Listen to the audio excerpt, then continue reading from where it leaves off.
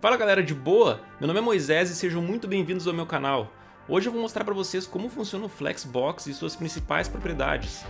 Flexbox basicamente é o termo utilizado para layouts que são construídos utilizando a propriedade DisplayFlex. Assim que a gente adiciona essa propriedade num container, ela controla a maneira que os elementos de dentro desse container se posicionam.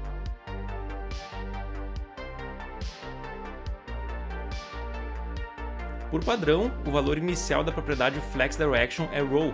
Uma row possui um eixo principal, chamado main axis, e um eixo transversal, chamado cross axis.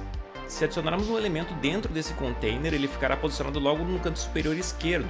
Se a gente adicionar mais elementos, eles ficarão logo à direita do elemento anterior. Para mudar a orientação que os elementos são distribuídos dentro do container, a gente pode modificar a propriedade FlexDirection para row. Essa mudança fará com que os elementos se posicionem um abaixo do outro.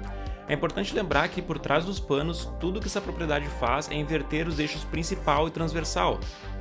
Para mudar a maneira que os elementos são distribuídos no container, basta modificar a propriedade JustifyContent.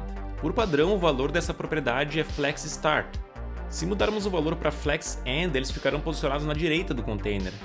Para centralizar, basta mudar o valor para Center. Já no eixo transversal, a maneira que a gente muda a distribuição dos itens é através da propriedade AlignItems. Assim como JustifyContent, os valores mais comuns são FlexStart, FlexEnd e Center.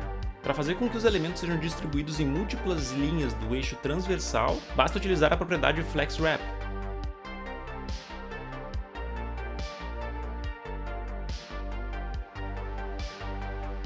Já para alinhar todas as linhas em relação ao container, utilizamos a propriedade AlignItems. Os valores aceitos são FlexStart, FlexEnd, Center, Stretch, Space Between e Space Around. Todas as propriedades que a gente viu até agora são aplicadas diretamente no container, porém também existem outras propriedades que a gente aplica diretamente nos itens de dentro desse container. Para começar, a gente pode começar falando sobre Order. Com ela, basicamente é possível alterar a ordem dos elementos apenas com CSS, sem precisar modificar o HTML. FlexGrow define se um elemento vai preencher o espaço vazio do container, caso haja algum. Se todos os elementos tiverem o valor 1, eles tentarão se distribuir igualmente para preencher os espaços vazios. Caso um dos itens tenha o valor 2, por exemplo, esse tomará mais espaço em relação aos itens que possuem o valor 1. FlexShrink é justamente o oposto.